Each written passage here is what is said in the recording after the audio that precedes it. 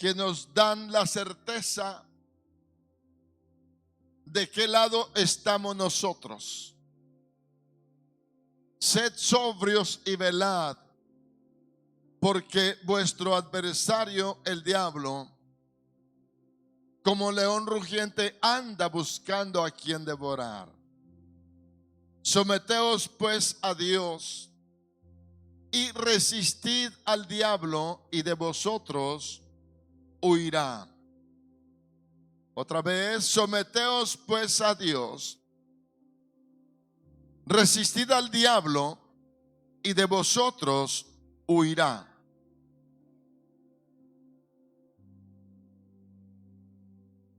Giezi le dijo a Eliseo que eran muchos los que estaban sitiando la casa. Y Giezi le dijo, y Eliseo le dijo a Giezi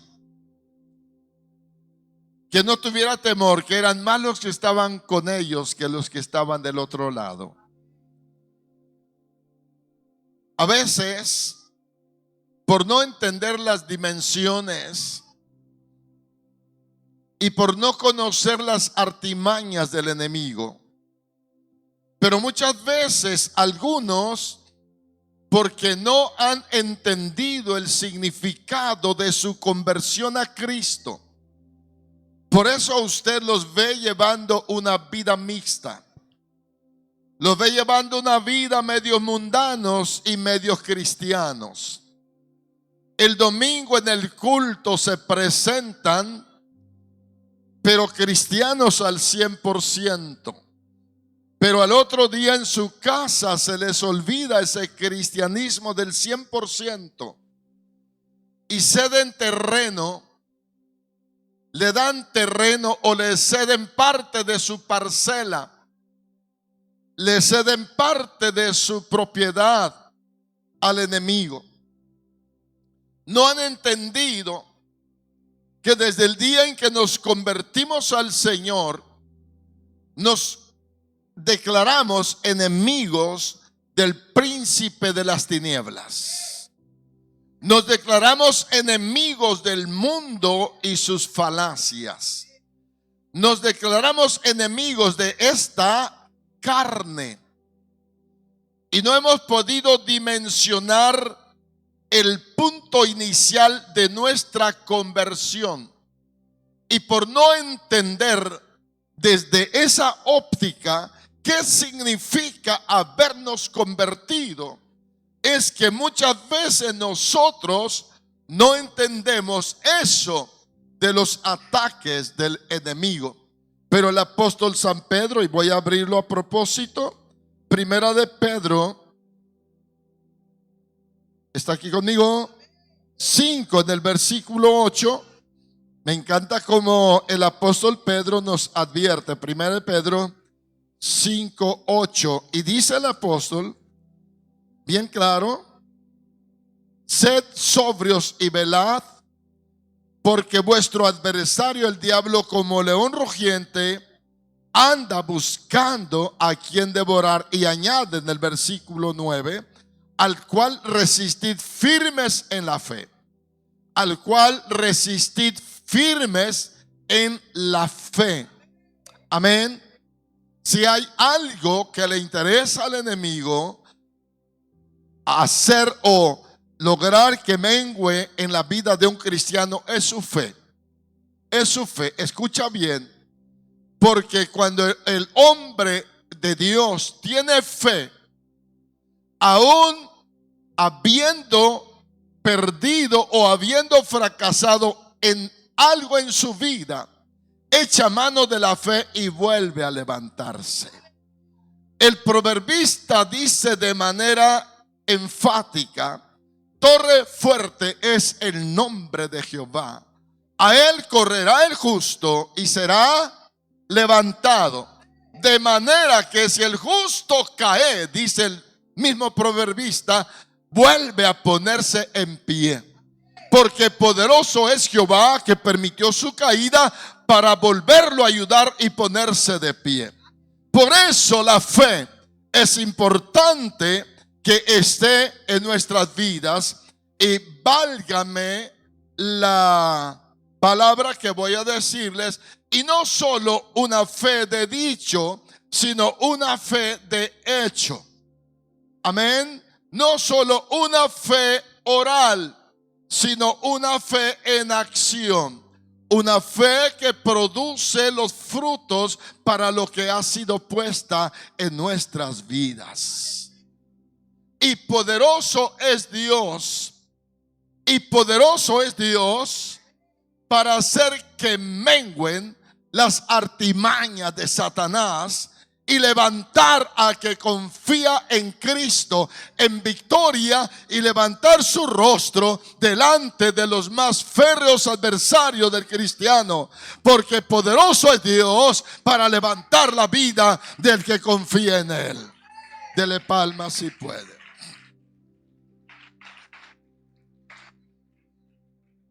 Estamos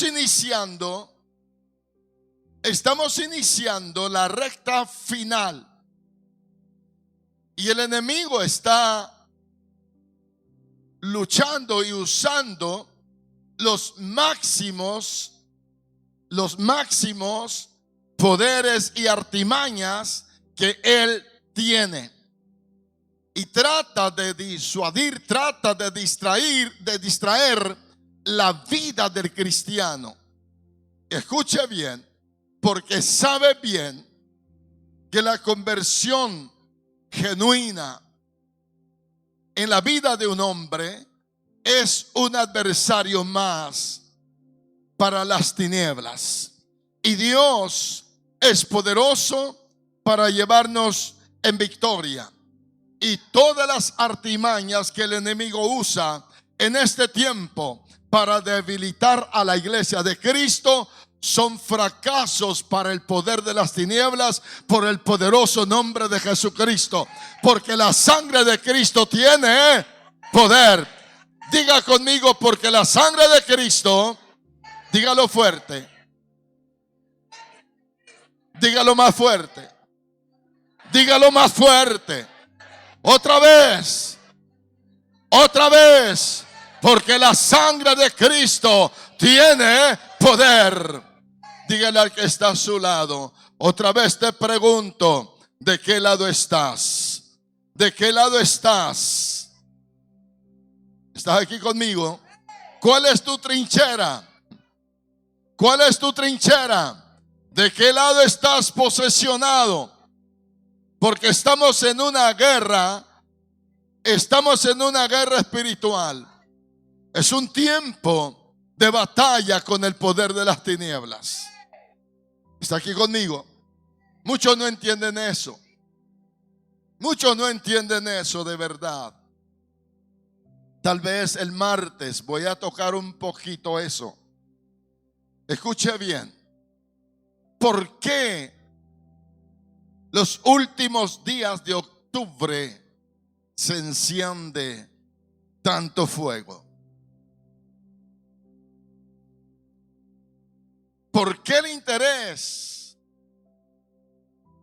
de la distribución de tantas cuestiones con tanta malicia para esos días?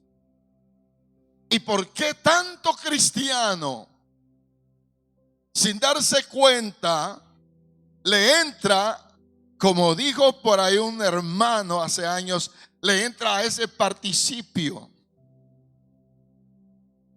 ¿Por qué tiene que participar? Otra vez me acordé, participar. Le digo, no hermano, participar. Sí, participar. ¿Por qué tiene que participar de eso? ¿Por qué haciendo gorditas? Dígale que está a su lado, te hablan.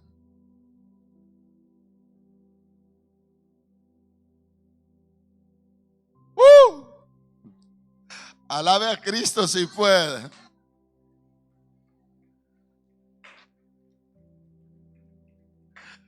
¿Por qué en el rancho el interés? Porque el horno esté listo.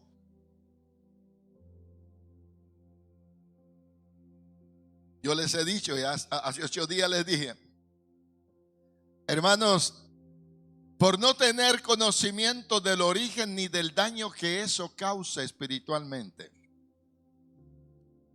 Allá en mi infancia, en este tiempo, ya estábamos raspando en el burro de lámina las camaguas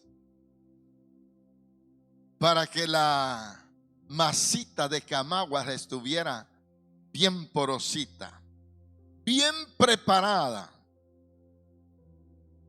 Y se estaban limpiando los casos de cobre para hacer el atole o la leche dura.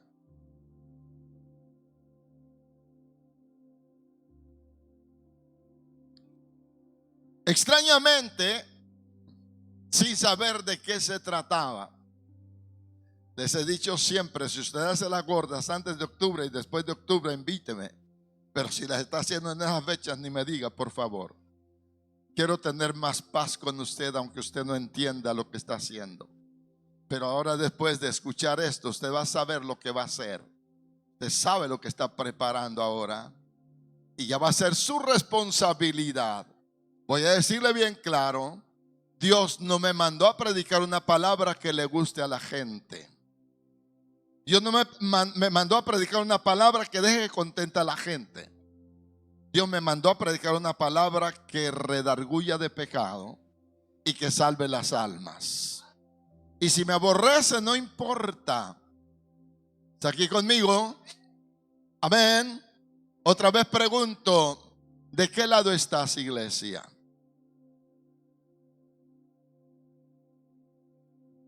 ¿Cuántos son soldados de Cristo? Levanta la mano. Amén. Es posible que aquí haya hasta algunos capitanes, coroneles, generales, qué sé yo, pero no les ha interesado hacer lo que Dios quiere que hagan. Escuche esto: una buena cantidad de gente llamada cristiana y aún pastores celebran esta fecha.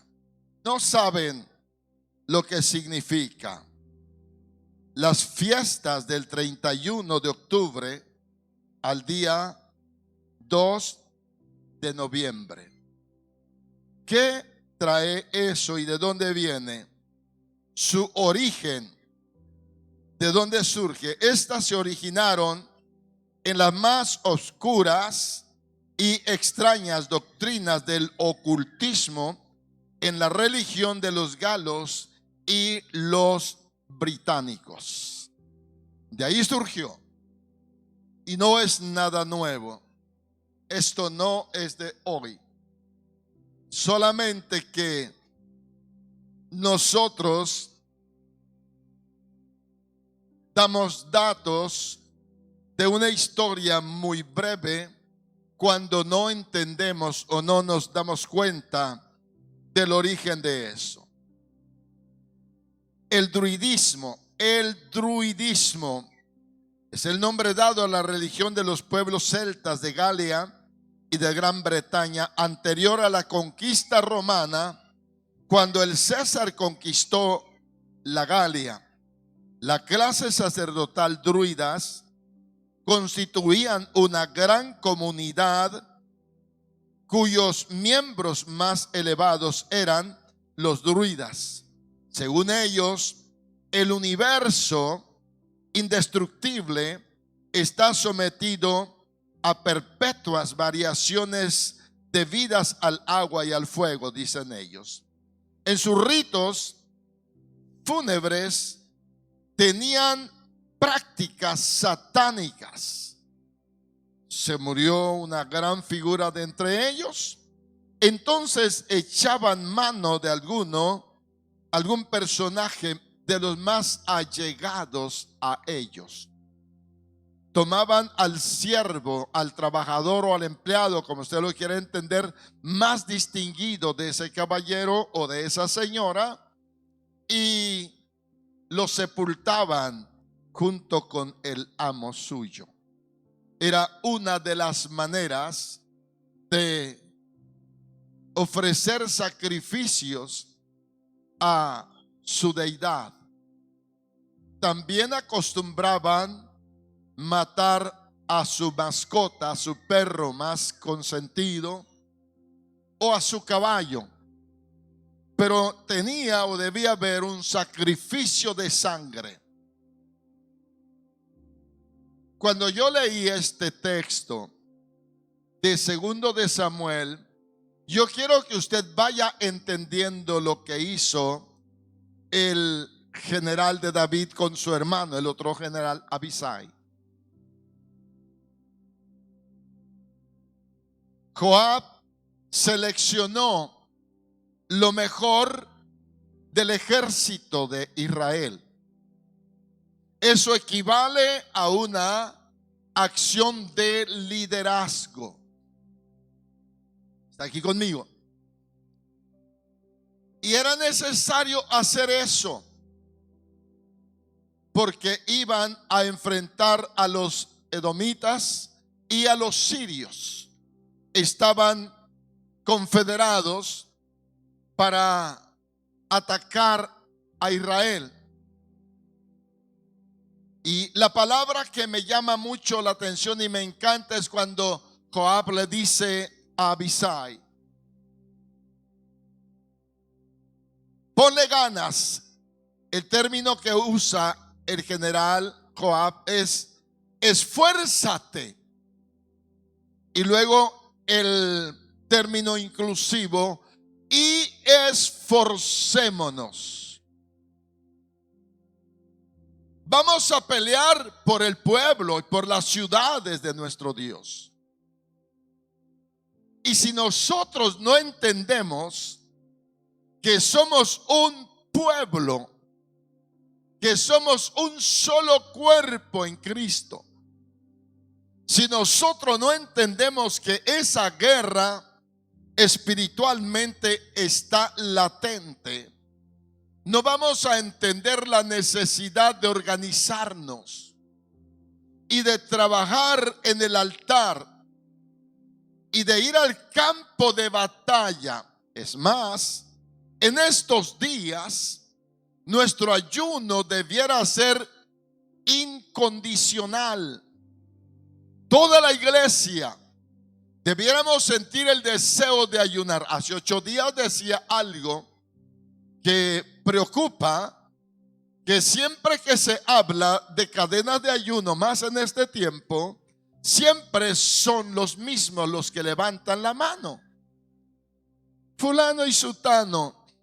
Y a veces ya dan ganas de decir la vida espiritual: ya no preguntes a quién, más bien llama a los que ya sabes que ayunan.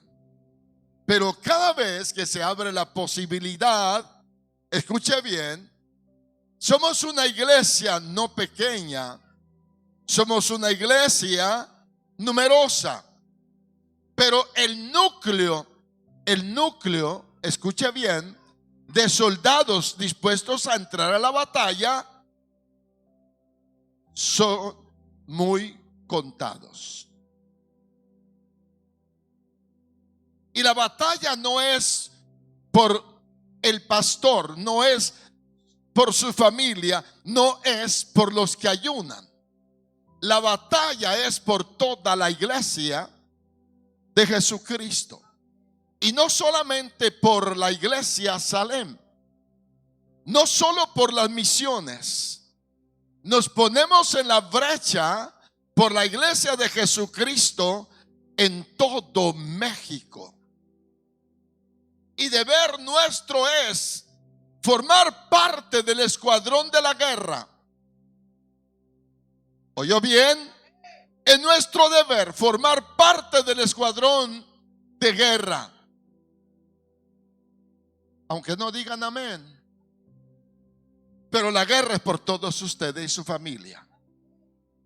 Pero la guerra es por todos ustedes y su familia. Recuerde lo que dijo Cristo: el ladrón no vino sino para hurtar y matar y destruir. El diablo está luchando para destruir, está luchando para arrebatar. Y cuando estamos hablando de esto, cuando yo me metí a investigar todo esto, ¿de dónde viene Desde ese principio empezó la batalla para descubrir qué significa todo eso. Mi mamá vivía todavía y tuve que decirle: ¿te das cuenta lo que pasaba? ¿Te das cuenta lo que hacían? ¿Te das cuenta en lo que nosotros participábamos? Ay, sí, hijo, y que Dios nos perdone. Sí, Dios nos perdona. Pero una vez que nos damos cuenta, escucha bien.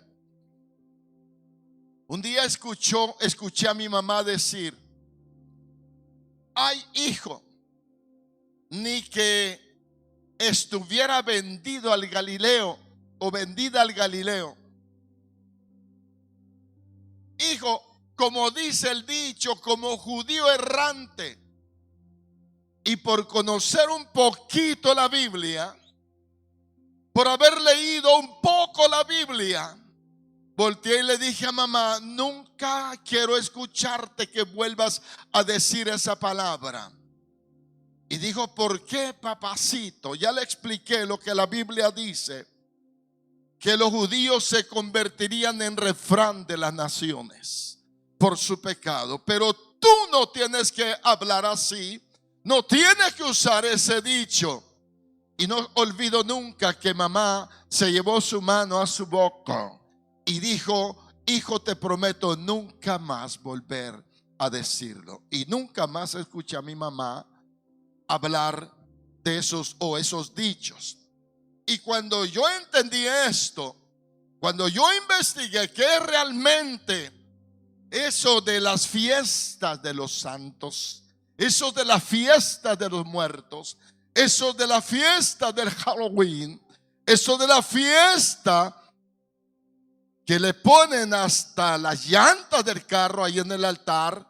Si él era un chofer, van y compran una llantita que simboliza la llanta de su tráiler. Y si le gustaba la bebida, van y compran una botella de licor literalmente y se la ponen en el altar, porque esperan que su amado, que su papá, que su esposo, que su tío, que su suegro venga y se empine otra vez la copa. La ceguera, la ignorancia. Si el muerto pudiera salirse, ya habría salido del infierno y nunca más se vuelve allá. ¿Está aquí conmigo? Pero dicen que son fiestas a los muertos. No entienden o no saben su origen. Regreso un poquito aquí. Retomo un poquito. Cuando el César conquistó la Galia, la clase sacerdotal druida constituía una gran comunidad cuyos miembros más elevados eran los druidas. Según ellos, debía hacerse un sacrificio cuando un personaje distinguido moría. Sacrificaban a alguno de sus esclavos más favoritos y lo sepultaban junto a él. Lo mismo hacían con su caballo de guerra. Lo mismo hacían con ponerle sus objetos allí. Voy a hacer aquí un paréntesis. Cuando yo veo que se va a cerrar el ataúd de algún ser querido y luego van y traen sus zapatos, van y traen su sombrero, van y traen su ropa, su reloj, etcétera, cualquier objeto, y se lo ponen ahí, me estoy acordando justo de eso.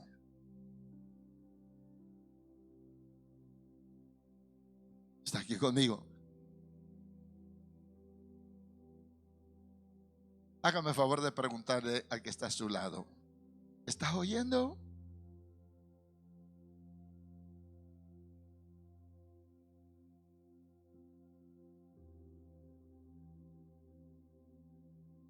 Santo, Dios nos libertó de allí. Dios nos libertó de allí. Él nos sacó de allí. Él nos sacó de allí. Dele gloria a su nombre. Él nos sacó de allí. Amén. A su nombre. Así que usted ya va entendiendo gran parte de la cuestión esa. ¿Y qué tiene de malo, hermano? No tiene nada de malo el pancito, la guayabita y el guayabazo, la cañita y el cañazo. Todo tiene su sentido. ¿Está aquí conmigo?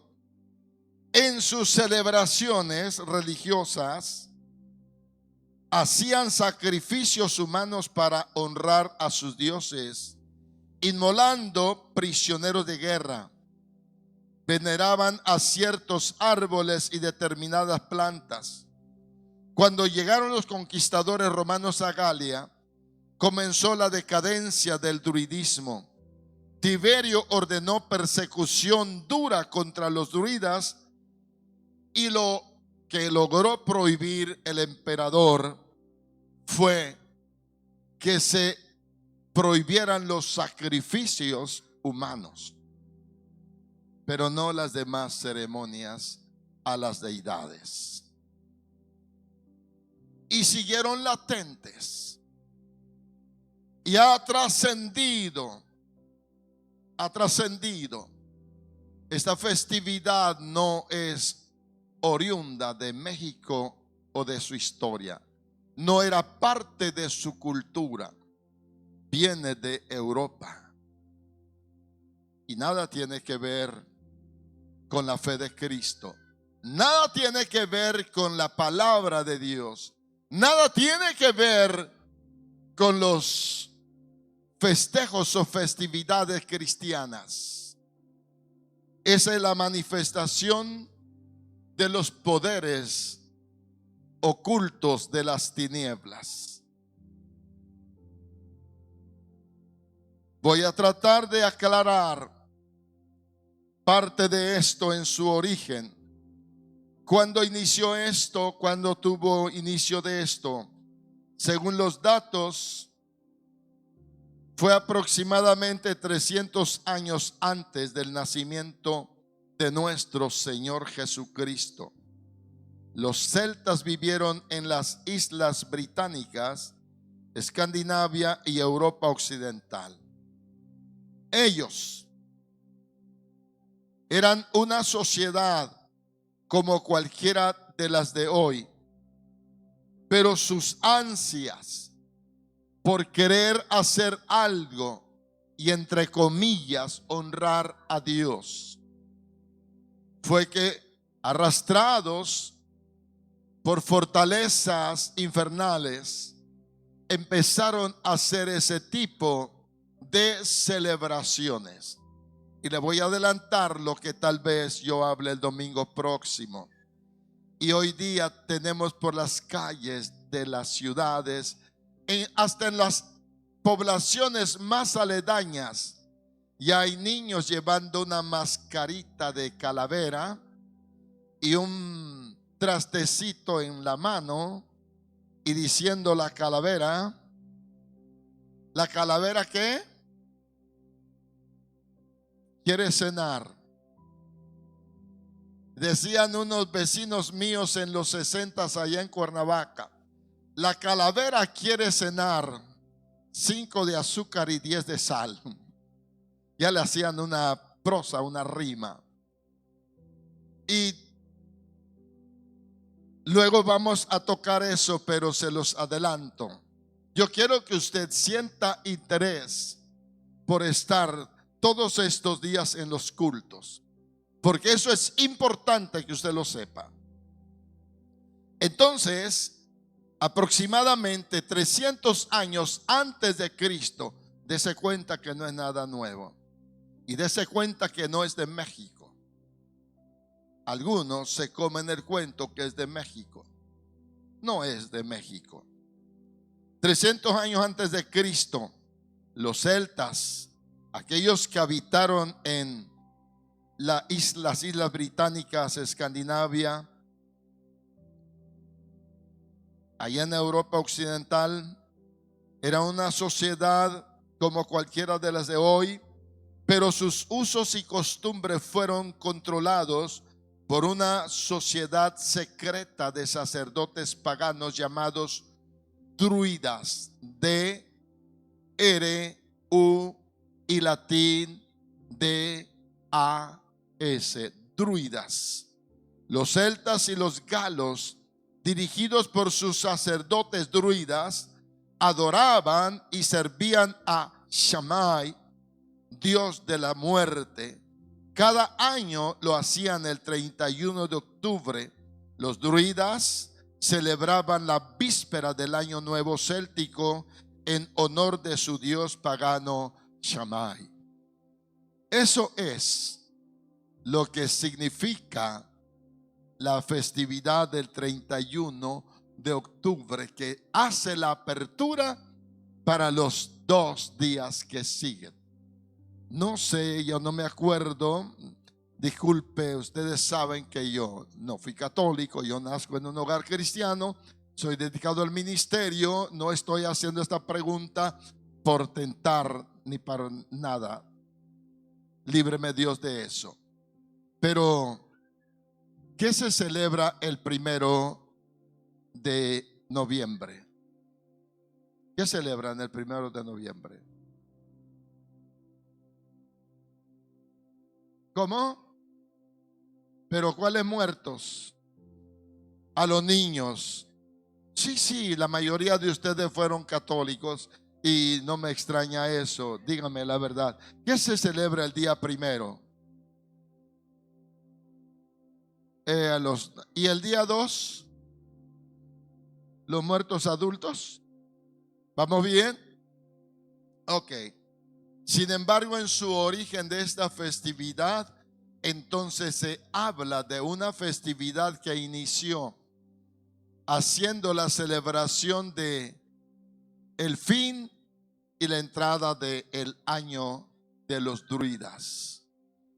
Fueron ellos los que empezaron a gobernar a las islas británicas y a someter en su ignorancia e ingenuidad de destruir la vida de millares y millares de niños. Eso es lo que conlleva o lo que resulta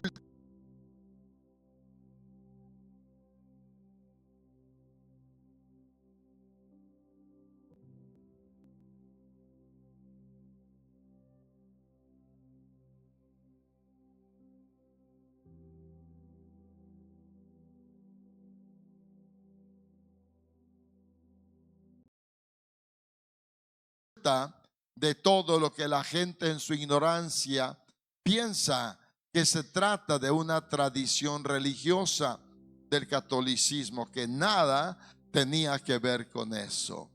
Pero han agarrado y han amalgamado lo uno y lo otro sin tener conciencia de dónde viene y cuál es el objetivo.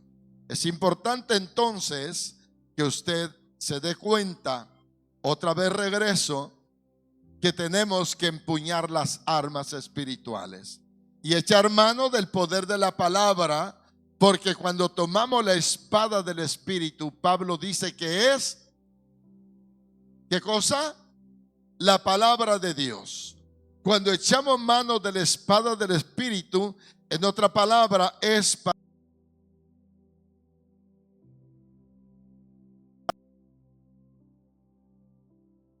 batir las obras de las tinieblas por el poderoso nombre de Jesucristo. Dele palmas si puede.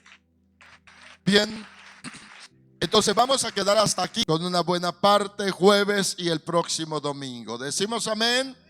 Decimos amén. Decimos amén. Somos soldados de Cristo Jesús. Otra vez, somos soldados de Cristo Jesús. ¿Dónde están los soldados de Cristo? Amén. Estamos en batalla. Estamos en batalla. Póngase de pie. Padre de amor y misericordia, he expuesto, Señor, la palabra en esta noche. Y tu pueblo, Señor, tiene que ser advertido durante estos días. Siga hablando, Señor, a nuestro corazón. Y ayúdanos, Señor, a reforzar, Padre Santo, nuestra fe. Nuestros principios, Señor, sean definidos, nuestros principios, nuestra convicción doctrinal, Señor. Que todos tengamos conocimiento pleno, Señor, en lo que hemos creído y qué es lo que no debemos hacer y qué es lo que debemos hacer en tu nombre.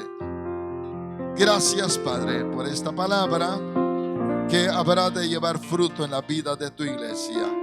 Por Cristo Jesús. Gracias, Dios. Amén.